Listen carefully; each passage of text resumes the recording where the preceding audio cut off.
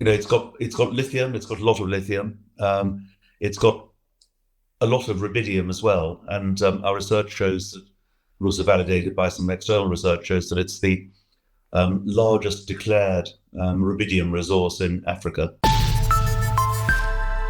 Hello, you're watching Proactive. I'm joined by International Lithium Chairman and CEO John Wisbey. John, very good to meet you. You're on with news this week that we're going to discuss in just a moment. First, though, could you give viewers who are new to this story a quick overview of International Lithium? Super. Well, thanks very much for having me on again. And we've been listed since 2011. I joined the board in 2017, became chairman in 2018, and we've really changed the company quite a lot since then. Where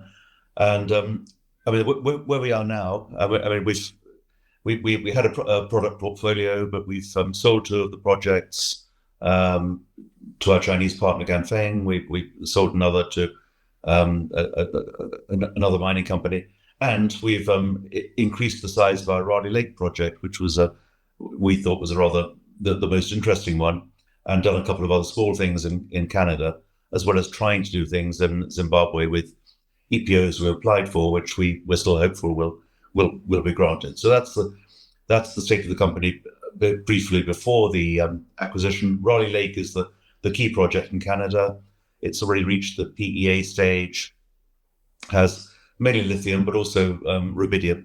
I'm keen on rubidium. It seems a very interesting metal, and there aren't that many world experts on that, but it's hard to find information. But it's on the US critical minerals list. I'm sure it's there for a reason. Well, just moving on to your latest news, John, you've acquired an option to buy Lepidico's interest in the Karibib Lithium, Rubidium and Cesium project. That's in Namibia. What makes this such a strategic acquisition for International Lithium compared with your other assets? I think really two reasons. One is scale. Really, any company that has more resource is in a better position than a company which has, all the hope in the future but nothing proven. This is quite an advanced exploration project, in that it did a defined feasibility study in 2020. The numbers are pretty good. In terms of the resource. Let's talk about the resource rather than the economics, because the economics obviously would have changed up and down with lithium prices. But the resources, probably have been like that for 200 billion years, so they're not going to change much unless it's all mined out, which it's not. It's got lithium. It's got a lot of lithium. It's got a lot of rubidium as well, and our research shows that, also validated by some external research, shows that it's the largest declared rubidium resource in Africa. Africa's a very, very big continent, stating the obvious. And it's got cesium, enough cesium to meet a year of the world's demand, which is again not bad. Those are all critical metals, and so the strategy is really partly geographical, in that Namibia is close to Zimbabwe, which we're looking at closely. It will have leapfrogged Zimbabwe by a few years because we've got a definitive feasibility study, which we clearly won't have in Zimbabwe if we get some exploration assets. And it complements Canada very well. Same metals, again, having majority ownership, not majority ownership by, for example, a Chinese company. It makes a lot of difference in today's world when you're talking about the importance of mineral supplies and critical supply lines, that kind of thing. So it's strategic for all those reasons. And John, if the option is exercised, what are the next technical or development steps needed to advance Karibib? Sure. If it is exercised, and we'll probably know that at the end of October, latest I would think end of November. Obviously, it depends on the arbitration date, but we're told that's likely in October.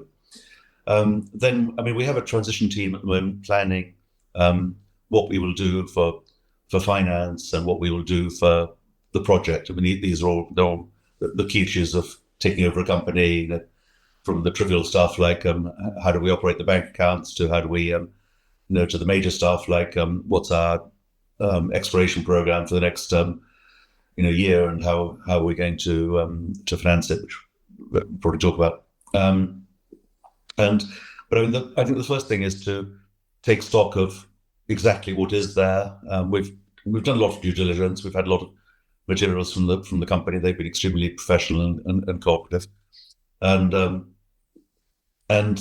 then we need to actually start looking at what needs doing and when, and I think that will almost certainly include a drilling program to look for a third resource. We've already got Rubicon and Helicon, and those are inside the where we have the mining license. But we also have an exploration an exclusive prospecting license, which is important, and you can't just do nothing in something like that and keep it. So we will want to do some exploration, and there's a defined place where there almost certainly is something that's going to be interesting. The question is how much and whether it's economic. That's for later. And we will be, doing some drilling there in all likelihood to try to establish that resource. There's also the issue of recognition between mining standards. So my analogy is it's like if you've got a degree from Oxford or Cambridge and you go to another country, you expect to have that degree recognized. But if somebody says, no, this is America, we're not taking your degree, you've got to go and do it again at Harvard, you'd be bemused, but a little bit annoyed because it's going to cost money and time. That's how mining works, and that Australia doesn't recognize the Canadian standard NI 43101, and Canada doesn't recognize the standard JRC. So as a quoted Canadian company, we have to follow what the Canadian regulator wants. Obviously, we've made our decisions based on JRC, which is frankly pretty equivalent and a pretty well-recognized world standard. But that will require some money to get one in line with the other. Otherwise, we can't describe it as a resource or a reserve and that kind of thing, because we've got a degree from the wrong university. I think, John, you've already committed cash through the Lepidico loan. How do you plan to finance the acquisition and development while managing other projects like Raleigh Lake? Sure. Well, financing the acquisitions are an easy thing. So that's we're receiving money from the sale of the Irish property. There's more of that to come in October, and that finances the option exercise. So then financing the next stage. We are talking to existing investors. By the way, I'm the largest shareholder in the company, so and also we're going to need to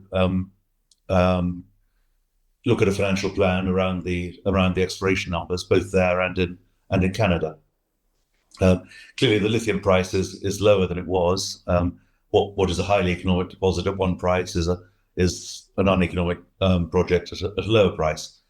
So we have gone a bit slower in Canada as a result, because although the economics were great, they're not as great now. So there's no point raising money at a diluted price in order to finance something which has value in the future. So we're likely, I think, to focus more on Namibia for exploration in the next year than on Canada, but that could reverse itself very quickly with an upturn in the lithium price, which I think will happen.